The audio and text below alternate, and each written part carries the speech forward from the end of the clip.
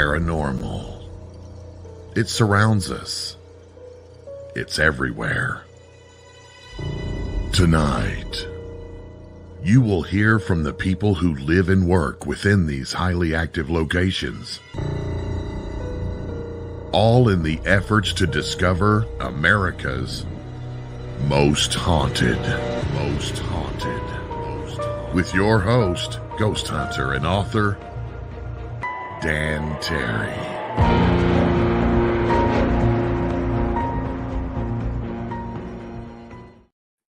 Good evening, boys and ghouls. Welcome back to Monday and welcome back to Most Haunted. I am Dan Terry, your ghost host with the most ghosts. And this is going to be fun because this guy is awesome. I did want to say, I know it's almost Valentine's Day, but had a little issue. I had to chase Skelly back here all the way to the French Quarter. He escaped, and I had to go all the way to the French Quarter and find him. So we're still in Mardi Gras mode. Sorry. And as far as these beads you see on his chest, don't ask how he got it. It is not a pretty picture. But moving right along, well, we're done partying in the quarter. Let's talk about West Virginia. I know I talk about West Virginia a lot, but when I went to that convention last year, I met so many incredible, amazing people involved in the ghost stuff. And my guest today is one of them. Scott Worley is a historian, a ghost hunter, and the founder of Haunted Beckley Ghost Tours. And apparently he's got a bunch of stuff to talk about, not just the haunts, but things that are coming up. Because as I've told you folks, West Virginia will knock your socks off. This place is so haunted. I can't even get it in my head. And it's not just ghosts, Bigfoot, the Flatwoods Monster, UFOs, you name it. It's all there. But let's bring up Scott Worley of Haunted Beckley Ghost Tours. Scott. Hey there, Dan. How you doing? Well, not bad. How about you? You were just telling me how busy you've been lately. Oh, absolutely. It's used to be we just were busy in the haunting season, but nowadays the haunting season never stops. Haunted Beckley is a 12-month of the year going strong business now. We have something going in every single month of the year, sometimes something every week. Well, let's jet back just a little bit for about a little over a year when I met you at the convention you was holding in Beckley with April Morgan from Charleston Ghost Tours. And you guys, in the matter of like 3 or 4 months, put on the most outstanding convention I'd ever been to, because it was mostly ghost hunting groups and people who owned haunted attractions. And I mean real haunted attractions, not spook houses. How did you set that up so quickly? Well, April and I we had just partnered on our first Toast with the Ghost, which is a little dinner and ghost hunt, and then you have a toast on New Year's Eve. And we had partnered together to do that, and kind of in our discussions afterwards, it's like, well, what's next? And we got to really talking about, wouldn't it be great if we could get all of the folks we know in our paranormal and high strangeness community just to get together and try to work on marketing ourselves, maybe do a paranormal trail through West Virginia? Because if you think about it, we have the waterfall trails and the motorcycle routes and all that. So let's do a paranormal get together. Let's figure out how as many of us as possible in the community can work together. And literally that was sometime about the middle of January, and we kicked this thing off the first week of April. Mm-hmm. And I was there, guys, and it was just incredible. And I've gotten, I don't know how many guests from who I met at your convention have been on this show already, including April. But why? And I've asked this before, but I'd like to get your take on it. Why is West Virginia such a mecca for this? Again, you've got haunted asylums, haunted prisons. You've got the Flatwoods Monster, Bigfoot. You've got, oh God, the Haunted Majestic, Mothman. Why is that little state that most folks barely hear of so incredibly haunted? One of the reasons is we're our geography here and our we're kind of squeezed. Like you said, we're a small state. We're squeezed between Virginia and Ohio and Kentucky. But most of our features, our canyons and our the gorges and the mountains, they're old. I mean, they are super old. There are so many places, even in Beckley, we're on literally top of a mountain and there's water running everywhere. Right. And so then you have all the coal mines that we're undercut almost under every community, everywhere you go. And there's a lot of theories out there that anytime that there are caverns and such, and a lot of these hold water underground, that the spirit activity and high strangeness type things do occur. So that's part of my theory, and a lot of my locations, are have water features nearby. There's or our West Virginia, when it comes to the cryptids, think of how forested we are.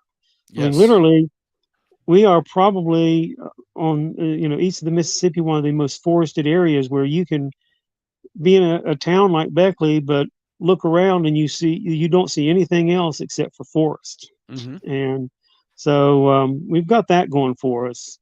And then of course you have a lot of the immigrants that came here during the coal boom were from Eastern Europe, Ireland, Wales, and they brought a lot of their oral traditions and a lot of their superstitions and such here. And my activity may have just conjured up a lot of spirit activity that has carried forward into the 21st century. Well, on top of all that, you also had plenty of history of, atrocities, for lack of a better word. Absolutely. And with Haunted Beckley, we play off a lot of those things. We now do several different tours, and two of my most popular are my Civil War haunted tour, because of all the Civil War activity down here in our counties. And I also do tours in our different locations called Back Alleys and Dark History, where we talk about some of the darker things that have occurred and the history behind it. And now that we're doing several communities throughout West Virginia, that's really blossomed. Folks like that. Well, I wish you could send the message. Mount Airy, where I'm living at now, I want to do a dark history of it so bad, because God, moonshiners and murders and all kinds of stuff. But the locals are like, no, we don't. We want to highlight Andy Griffin and Mayberry. We're not into this. And I'm with you. A good friend of mine was running a ghost group out of Kansas, and I'm trying to remember the name of the town. And it's got a rich history. Wyatt Earp had been a marshal there, and there'd been gunfights in Dodge City and all of that. And at some point back in the 70s, they started leveling the old buildings because they wanted to worry about airlines, airplanes, the future, aviation. And they destroyed their own history. Yeah. Now we see that over and over. And now I'm being actually asked by other communities to come down and talk to their civic leaders and see if we can get this going. That's how we got into Oak Hill. Had a meeting with a couple city councilmen and the mayor, and some folks from the museums and the historical society, and we sat with their board and got the thumbs up to take off and perform and do this year's Toast with the Ghosts at the Lewis House over in Oak Hill, which had never been explored before from a paranormal standpoint. And it's a funeral home that's over 100 years old. And so we managed to get in there, first first look, and we plan to go back. But it was a incredible experience. We had our midnight toast to all the ghosts. So yeah, the communities have reached out to Haunted Beckley and Charleston Ghost Tour Company about, hey, can you bring your party to us? Uh-huh. Well, that's awesome, and I'm glad they got somebody with some experience and some imagination to actually step forward and try it. If you just try to stick to the same thing the neighbor's doing, it's not going to work. Exactly. It's got to be different. Yeah, I'm working 3 new communities right now. Basically saying, okay, how do we do this? And they're all very old. They're in the coal fields. The communities are old communities, but they're right on the verge of the ATV trails and the Perfect. Yeah. motorcycle tours. So it's a perfect setup for the haunted history. Mm. All right. Well, let's get back to Beckley itself, because unfortunately, if you remember when you had your convention there, snow was coming in. And I had a Exactly. long drive back to North Carolina. So I didn't get to stay and do the ghost tours with you, but tell me about the town. I had no idea the Civil War was as big a deal there. Yeah, Beckley is. We were founded in 1838, and this area was first settled in the really early 1800s. And it was sparsely settled, but our town leaders, when they came here, the first thing they did is they built roads. And it's Mm-hmm. like they built roads between all of the rivers. And so you came up and over the mountain to get between um, the New River and the Kanawha River.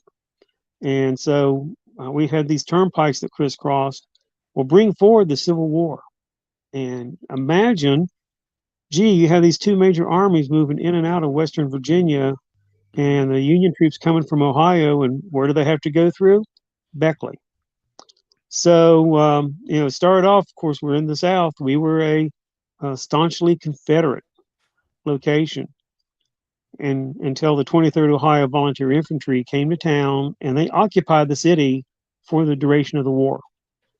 And there were no really battles here, but this was kind of like your backwater area. This is where they established 11 hospitals Okay. for the Union Army. So you have a lot of death uh, happening here, a lot of misery from the soldiers, and then a lot of the bushwhacking and the guerrilla warfare that the South was well known for Mm-hmm. occurred all around us.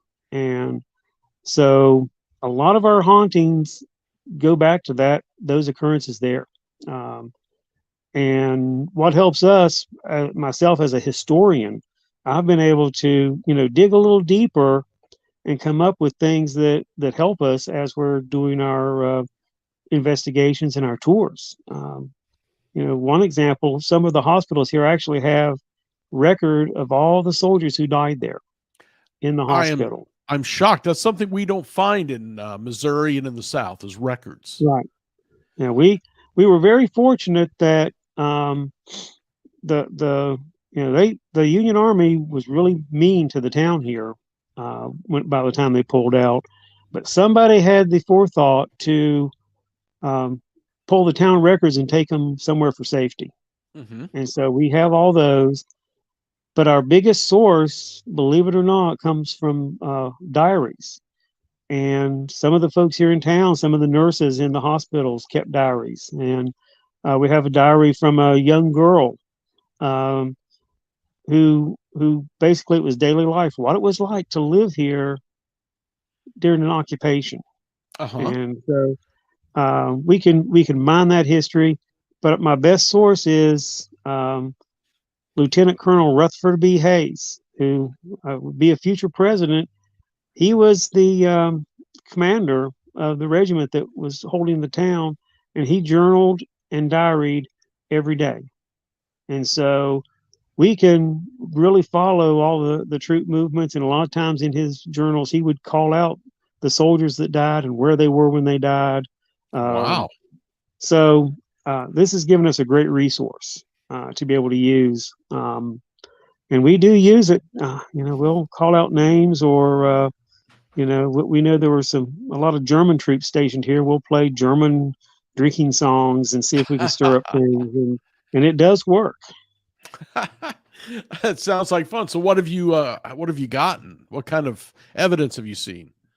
Well, we've in one case, in one building here, it's Soldiers and Sailors Memorial Building, built as a memorial to World War I soldiers. But it was built where a tavern and sometimes hospital was located. And during the war, the town was shelled by the Union forces because the Confederates were trying to hold a crossroads right down from this location. And a shell flew over top and exploded, killing a young girl that was playing near the town well. Oh. And so if you overlay the plot of this building and where the well is, it was like right in the back corner of this big auditorium. And we've had so many things. I have literally a full body apparition walking down steps behind me on camera with a local news person. Is that video? No, we just have stills from it. Okay. The amazing thing is you can hear back in that corner the sound of children laughing and playing. And you can take and put like a large ball back there, and if they're one of the big play balls and the spirits, and we found this by accident one day. We heard kids playing and opened up the auditorium doors, and this great big red play ball was rolling across the floor exactly over the spot where the well had been. And we get that's some of our best things that we've captured there in the old bank building, which is where a hospital had been located. And that's where you missed out on that tour. That was so active that night that we went there with the folks from the convention, because you had, I think everybody was really pumped. But here's a building that you're inside of that 70 soldiers died in, right underneath your feet. And what makes this location so phenomenal, because we've gotten lots and lots of EVPs in there. We've dark masses moving. It's a bank now, so in the vault, even when the doors are closed in the vault, something will move paperwork and such around inside the vault. But here you have a building that's made out of Indiana limestone. No kidding. That has a natural spring that runs below it. My God, that's Spook Central. Yeah. So, you walk in the door, and, there's the restrooms, the ladies' restroom in the basement has a heavy bronze door, and so many of the ladies, and we've had it actually happen to us there, will be in there and the door will open. And we've been there just standing feet away from it, and we've heard the door start to move. But the best thing that happened that night that you missed, and this has happened rub it to us in, man. Just keep rubbing it in, Scott. But this has happened to us 6 times. There is a Bun coffee maker down there that's wired into the water system. 6 times while we're down there investigating, and we're talking to some of the folks that we know used to work there. And one particular gentleman named Jim loved his coffee. The coffee pot will start making coffee. And we're talking, this is midnight. This is 10 o'clock at night. And it will make coffee all by itself. Couple of the groups that have investigated, West Virginia Paranormal Investigation, they set up a camera on the thing. Right. And there you go. It's not at any one certain time. There's no timer. They've, we've debunked all of that. So, so you've got little things like that that are just so exciting when you're taking groups of people through. And if you're taking small groups where you can hang out for a long time, that's when you start picking up the movement in the building more and such. So we have so many locations like that, though. What's the story of the coffee lover? Was he a patient, or did he work there? No, he worked there from the mid '90s up until about 2007, Okay. and he was he was with a group that rented the building. He was a state employee, Hmm. but he would come into work every morning, and he literally would. He's the guy that would turn on the Bun coffee maker, which will make a pot of coffee in 3 minutes, and stand there with his cup in his hand, just couldn't wait for it to finish. Okay. And he would sit across from it in this little conference room, and like I said, this is the basement where you have the limestone and the water, and he would regale people with stories. This is kind of like, the ball game this weekend, whatever. And so people's coffee mugs disappear in the building, or get moved around. And if you sit around and talk about coffee, the coffee pot will come on. And Oh, so so and you'd say he's being polite, offering a cup. yeah, well, he's a character. Um, uh, he actually stole someone's coffee cup that worked there. That is a non-believer in any of this nonsense, right? And it had been missing for like 3 weeks. Hmm. And I go to the building, and I've only been allowed to do like the first floor and the basement and the mezzanine. And they finally gave me permission to go to the attic. I'm with the gal that is in charge of the building. We walk up the attic steps and unlock the door, and behind that door was that fellow's coffee cup.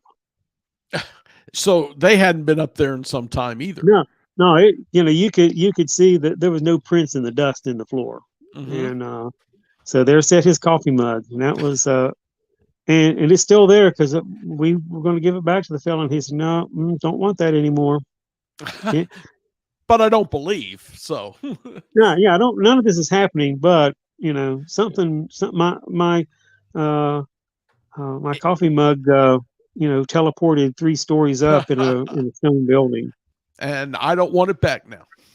Yeah. So, but that's yeah, and like I say, um, to verify a lot of this, after we started having some activity with him, we brought in one of his coworkers that had worked with him, Hmm. and she went around and she started having conversations. We did an SD session with her. Um, and of course the coffee pot started that night, and so we were verifying a lot of the information about Jim through one of his coworkers that had worked with him for almost 20 years. Does it shock people when I'm sure people come in there expecting coal miner ghosts, Civil War ghosts, Right, 1920s, prostitutes, gangsters, whatever. And then they find it was somebody who just died about 12 years ago. right. Hey, I got one example in that particular building. um, um, there was a fellow that had worked there for 23 years, and he passed away, and he passed away literally in 2021. Okay. And by April, his spirit was back in the building, and because he basically spent 9, 10, 12 hours a day in his office, and he was a widower, so he didn't, that was his life, was working. Hmm. And so he's still there now. We People have caught him sitting at his desk. Things move around. And the funny thing is, we know there were a lot of German troops there, and this fellow was from Austria, so he would actually have conversations with some of the spirits that he was feeling were there in German. In death or before he died? No, before he died. Oh, okay. So he's still around. He's Oh. um, So what you're telling me, or what I am gathering from this, is between the limestone and the water, there is something, I don't know, almost like flypaper at this right. place. Well, yeah, and that's our entire downtown. Because if you take and overlay an old map that shows the springs and the underground water reservoirs. It Mhm. runs underneath our downtown, and our downtown has so many buildings made of limestone and other stone. And I think that's why there's so much activity downtown. Uh, Okay. you have that plus, a lot of the tragedies and such that happened. Beckley has had its share of tragedies other than Civil War issues, hasn't it? Oh, absolutely. Um, and these folks are on my ghost tour when I do tours at the historic Black Knight golf course with the big clubhouse there that was owned by the Raleigh Coal and Coke Company back in the day. And literally, when their number four in 1940 mine exploded, killing 8 guys, it occurred right underneath the town. Okay. So all the windows shook, um, and I have photographs of them pulling the bodies out of the mine, on coal cars, and literally you can see the town in the background. Hmm. And so that's we had those tragedies. You had the fire of 1912 that destroyed almost the entire downtown. Um, and we talked about the Civil War and just other you know interesting activities involving the folks here. So we have all of that going for us.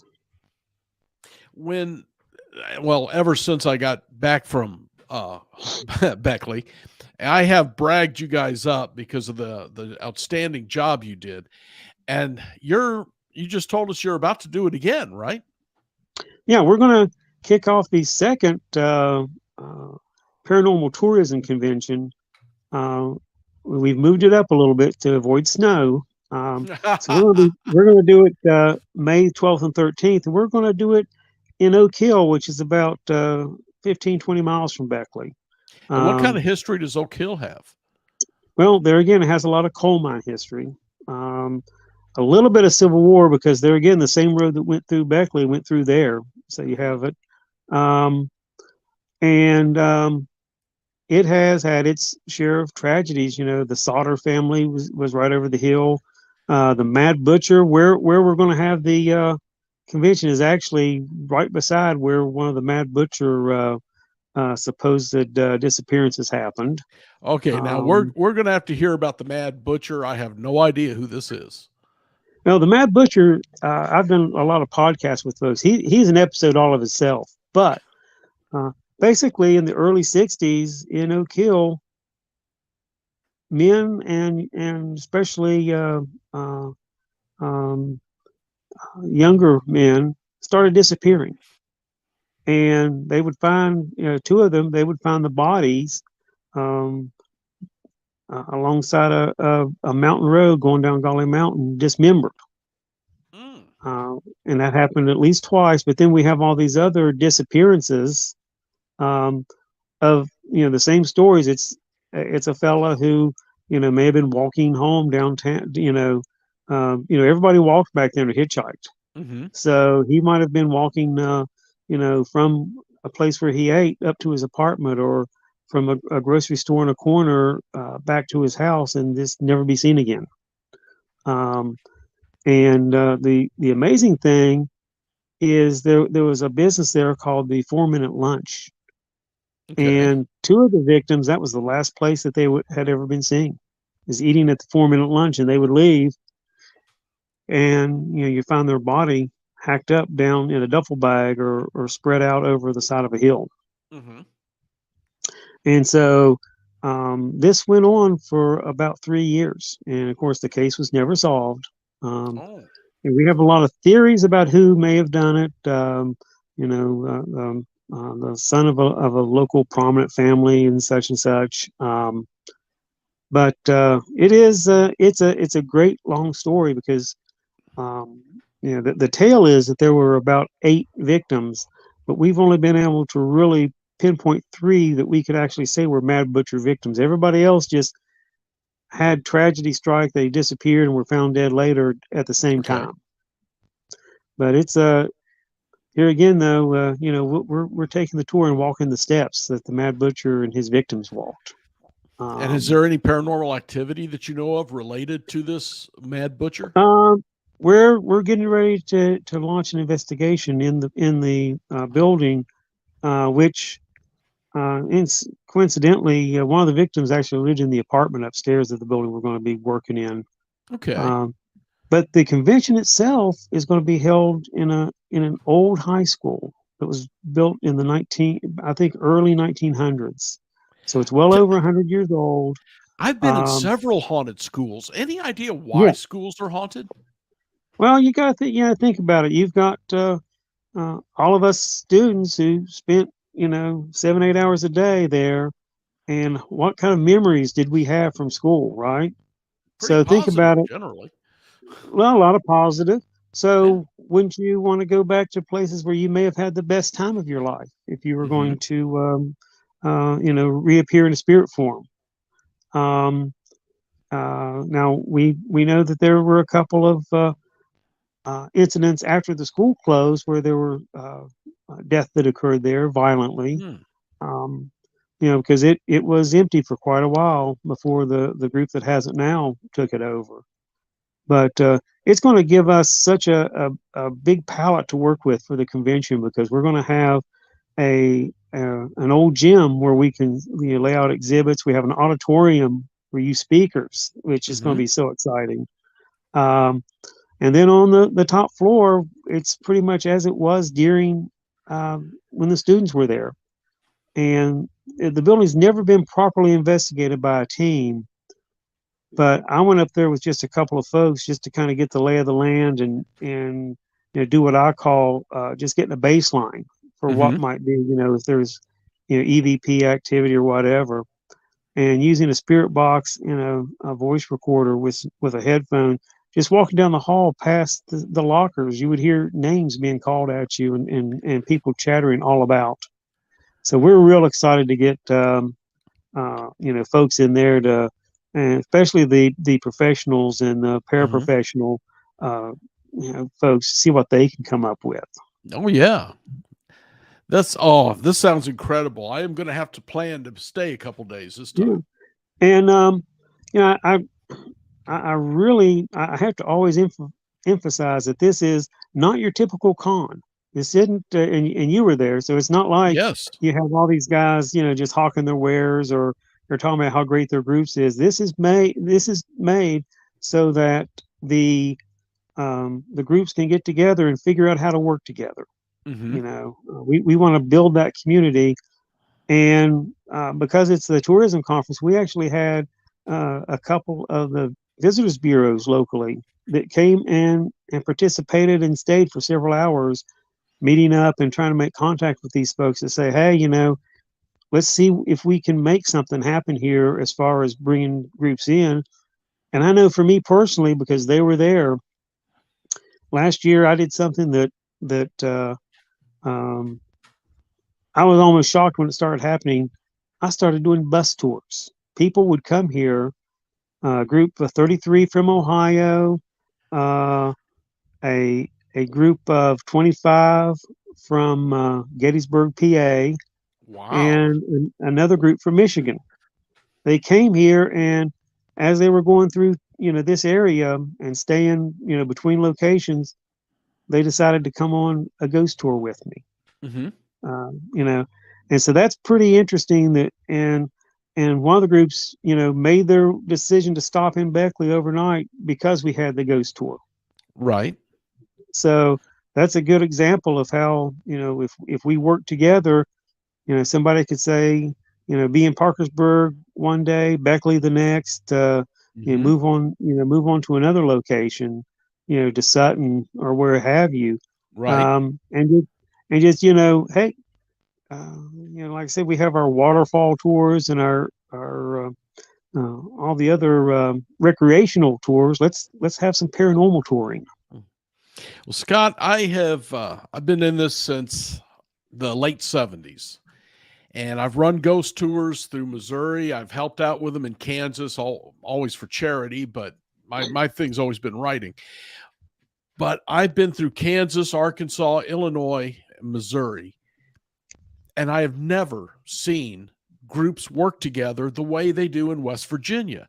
Every other state, these are my ghosts. This is my town. This is my haunted mansion, and nobody else can have it. It's mine. But you all don't act that way at all. Well, the group that has come together, the main part of us, we really feel that there's no we're not in competition. How this really came about is when April started Charleston Ghost Tour Company and I was seeing their ads, I reached out and I said, hey, I'm down here in Beckley, you're there. Let's cross promote. Let's sure. She's not my competition. The folks that take her tour will want to come here and take mine and vice versa. And that really happened a lot. And same thing with Haunted Blennerhassett. My folks go up to Blennerhassett. The Charleston folks go to Blennerhassett. So let's get everybody else's folks going to Blennerhassett. This is not a competition. It's not like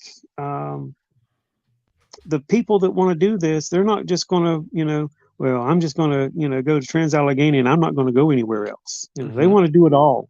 Absolutely. So why should we not band together and use all of our resources to let people do as much as they want?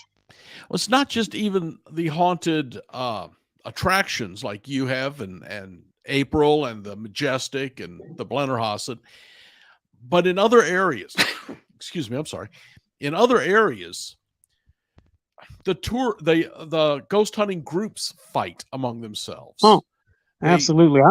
It's a great example. There's some folks down in Virginia, less than an hour drive from here. And I've tried my best to say, hey, let's work on some stuff. And it's like, they won't even call you back. They are so standoffish. It's like, oh, we're we don't want our folks coming up there. You might take, this is our gig. And I'm like, well, this is all of our gigs. Yeah. Yeah. Well, I think you said it best. People interested in ghosts are not interested in this ghost. It's all of them. It's every haunted place. Exactly. Yeah. In West Virginia, we have, not only the ghosts, we have the cryptid tourism. So if somebody wants to go, to the Bigfoot Museum, well, chances are you're going to have to drive through Beckley to get there. I've been there. Yeah, it's a neat place. Yeah. So's the what's the other one there in town? The Flatwoods Monster. Yeah, the Flatwoods Monster. Like I said, you're going to drive through Beckley to get there, and we hope that you visit the Haunted Heyman while you're there. And if I can, here in Beckley, take Haunted Beckley folks, and we go to Sutton to visit these places and, spend the night at the Heyman house, hey, everybody wins. I have information on the Heyman house. I have not been able to find a way to contact anyone. Can you tell me a little about that for my own curiosity? Yeah, there's a real Beckley connection there. What got me, this is interesting. I started doing Haunted Beckley about 13 years ago. And we really started, it was for charities. I had collected about 25 ghost stories, and I would do it as a stage show, and people would pay good money to hear me tell ghost stories. And then somebody said, hey, you need to do this with a walking tour. So I said, okay, we'll go walking. And so then some folks approached me and said, hey, I've got this team, and we want to do a ghost hunt. Will you be our guide? Okay. Well, hey, I'm all down for that. Well, it just so happened that one of the ladies on the team had just bought the Heyman house. And so, we got to talking. They're awesomely great people. So,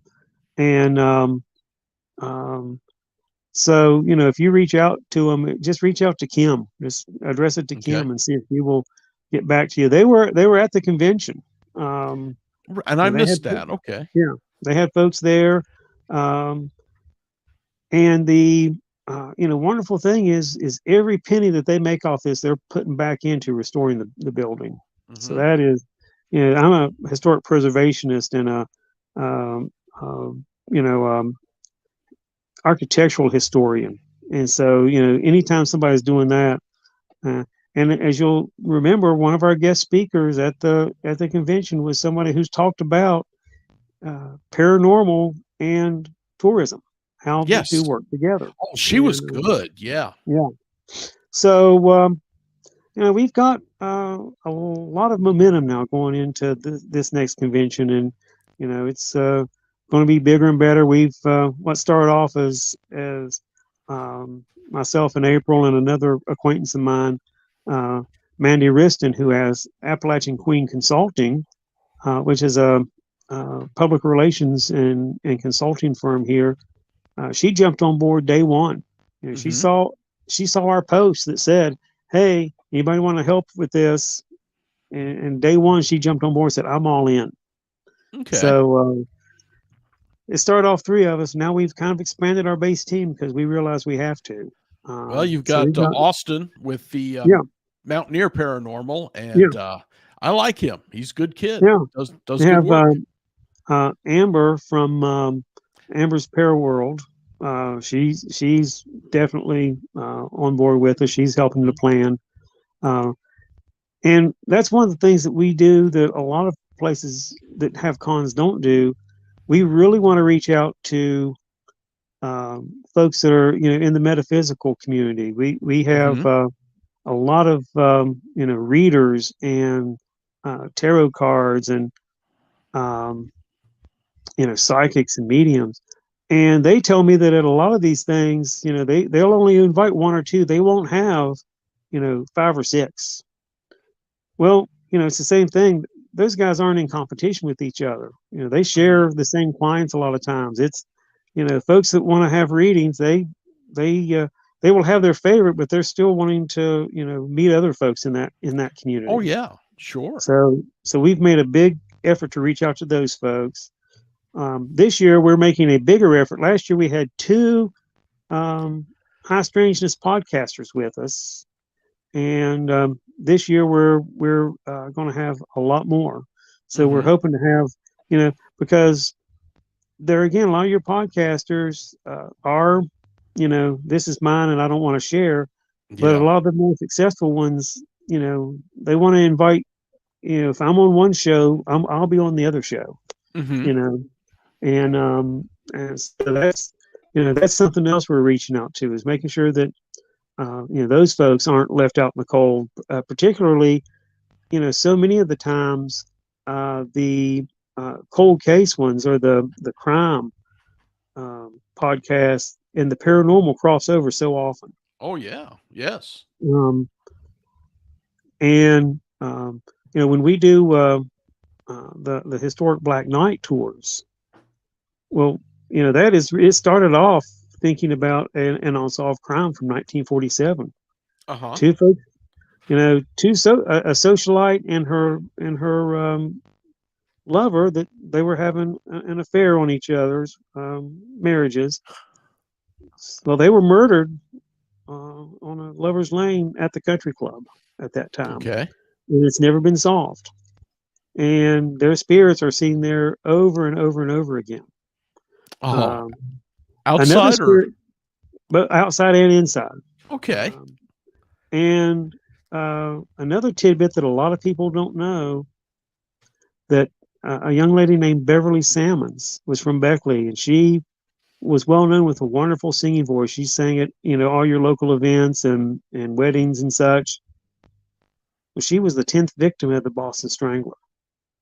Wow. So we have encountered her several times singing in three different locations here in town. Uh, and Beckley is interesting. Unlike other towns, other towns, if you have a tour, you want to do something, it's like, get off my grass, stay on the sidewalk. Well, here, uh, folks will invite us in. Hey, Mhm. come bring your tour in my place. Come into my business. The Woman's Club here has such incredible activity, and they're all about, hey, here we got something else on the security camera last night. Come on, bring some guys over and check it out.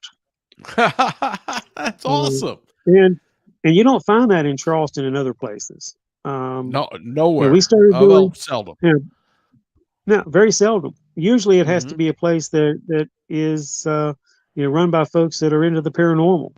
But Right. these, I'm going into now, like I said, we're having an agreement with the city to go into some city buildings. Hmm. Um, I expanded 2 years ago and I do Mount Hope.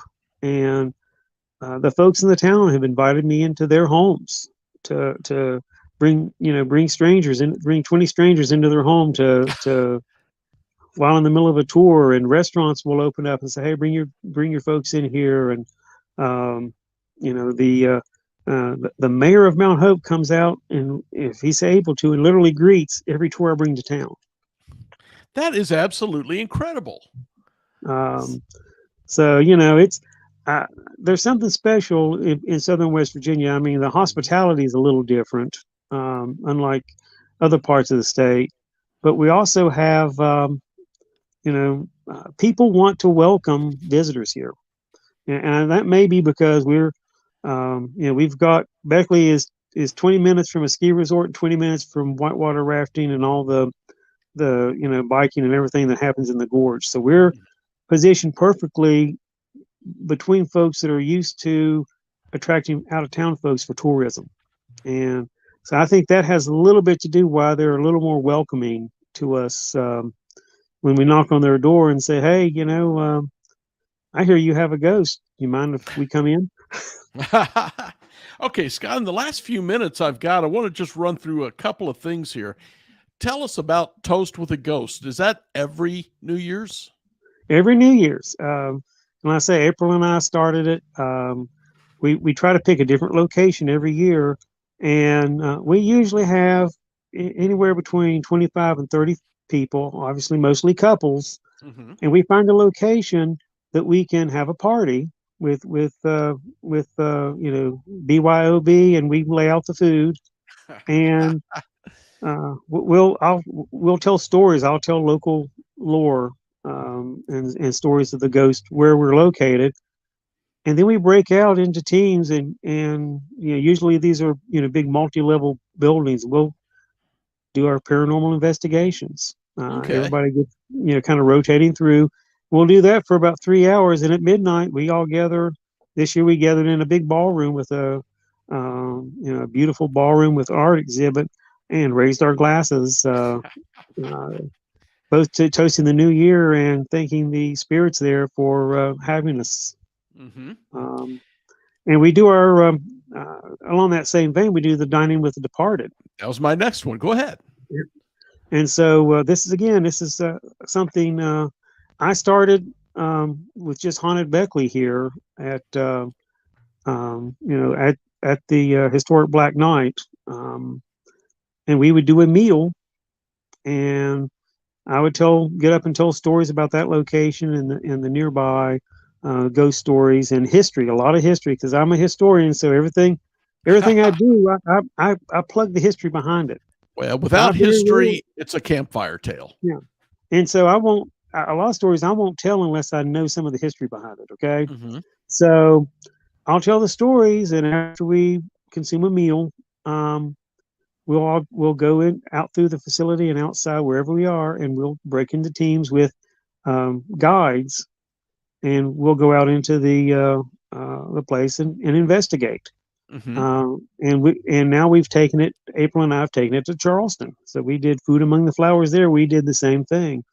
The first one I did in Beckley, I had 60 guests. The second one I had 90. We had about 40 in Charleston. Um, and so this it's a fun evening. Um, when we do the and I do a Civil War theme when I do the Civil War tour, I actually have local reenactors come out in uniform, Okay. and we will stage scenes where the guards may accost our tour as we're going to a location and challenge us, and we may have someone in the tour that is dressed in Civil War era clothing that is portraying a nurse, and we'll start telling the doctor stories and the nurse stories and such Okay. off of that. So that's a big deal. Yes, it is. And And so last year we expanded, and I know time's ticking down, Oh, you're but fine. last year Go we ahead. expanded to going to a couple of historic cemeteries with folks in costume. And I've done the cemetery tours for years and years. Hmm. But so now we stop at this at a particular grave, and there'll be someone there in a dress from the period of time the person lived in, and they will tell the person's life story until they get to the death, and then I'll pick up and tell the ghost story. Okay. So that's a pretty exciting little bit that we do. And one more time about the conference. That is in April or May? It's in May May. 12th and 13th. Uh-huh. And do you have any idea who the other speakers will be yet? No, not that we have committed. We have um, um, the lady from the Scott Historic Jail is going to come back and do her bit on preservation and paranormal. Oh, she's We've got good. Dan Terry. Hey, Oh, we're going to have hey, he's a hack. going to have a couple of folks with us that. Uh, uh, so I've been getting into more UFO tales, and Really? so there are right around Beckley in the early days of the UFO phenomenon, the flying saucer stuff. They were seen over southern West Virginia in Okay. towns. In two towns, they were seen by the mayors of the town and other folks. And these were written up in national newspapers. Flying saucer seen over Mount Hope, flying saucer in Mullins. I've managed to track down some folks that were actually alive at that time that saw the UFOs. Oh, wow. So, I'm encouraging them to come here and give us a little talk about that because as a historian, we have first person accounts. We have the newspaper, where they interviewed, the police and like I said, the mayor of the town saw it. So that Mm-hmm. gives a lot of credibility to these things. So we're bringing that on board. Oh, great. I've had Sasquatch experiences, a lot of ghost experiences. I've never had that UFO experience, so I'm waiting on that. All right. Well, Scott, how can people find out more about the stuff you're doing? Go to the my Facebook page is just Haunted Beckley, and that's the best place to find everything. You can Okay. find links to all of our events. You can you can follow us, and if you follow us, you'll get email blasts and things like that. So All right. that's really the best way to find it. And I have to give a plug and shout out to the Haunted Blennerhassett is hosting their Appalachian Paracon I will be coming there. up Yeah. coming up the 18th. I have been asked to lead one of the paranormal investigative groups there because I've had a lot of Well, experiences in that building. you keep a spot for me because I want to be with you on that one. Yeah, it's that's a I have had experiences there. They like me to come along, so I'm kind of a ghost magnet for a couple of the spirits there. They come out and stay whenever I'm around. All right. Well, I'm looking forward to that. Scott Worley of Haunted Beckley, West Virginia's. God, well, I can't even say Haunted Beckley much anymore because you're doing Mount Hope and several other places. Yeah, we've expanded to about 5 communities now. So yeah, we're not just Haunted Beckley. You may have to change that name soon. Yeah, unfortunately, a good friend of mine who's a writer and paranormal investigator is already using Haunted West Virginia, so I don't want to step on her toes. I understand. Scott, thanks for coming on. Your stories are awesome, and I will see you in a couple of these things coming up there in West Virginia. All right, look forward to it. Thanks for coming back, Scott. Take care. All right, thank you. All right, friends, you heard it. That state is just stunning. And aside from just being a beautiful place to drive in, there's a ghost around every blade of grass. It's just incredible. So don't forget, I will be speaking, and apparently Scott will be there at the Haunted Blennerhassett, and We've got another one coming up here in October in Kansas City. I'll be speaking there with the UNX Network, and there'll be more stuff out about that soon. And boy, what else we got going on? There is just so much going on now. The paranormal field is growing so quickly. I'm really lucky to be in on the ground floor of this. And the UNX Network is also growing so quickly right along with it. Have you become a subscriber yet? Because if you're not a subscriber, you are missing out on so much. Guys, you get on, you see, unxnetwork.com. You go down a little bit to where you fill in for the subscription. It's free.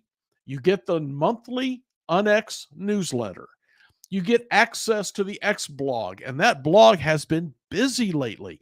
UFOs, Bigfoot being photographed, strange phenomena in the sky, and it's reported right there, comes to your email. But the best, you get a free digital copy of our quarterly UNX magazine sent to you right over the internet, free of charge. You can sit there and read it whenever you have the time. And this has got some of the best writers going in the paranormal field. It's stunning what you get for nothing more than putting your email address in a blank. So join up on the UNX Network. Watch us on YouTube. My show is on YouTube, and I like it best because you really get to see everything. It's also on iHeartRadio and iTunes, Spreaker. There's a bunch of them. My choice is YouTube. So come on in and check that stuff out. We've got so much going on in the paranormal field. You need to be watching this. You need to be watching my Spook Stalker Facebook page. I channel everything onto that so you can see it. If I know a ghost group is reputable, I know them personally, I'll post what they're doing. So if you're in the area, you can check it out. It's up to us to keep this growing, and especially the UNX Network, because there's so much here. So speaking for my producer, Race, thanks to Scott for coming in. And I want you all to keep in mind, it's time to stay spooked. Good night.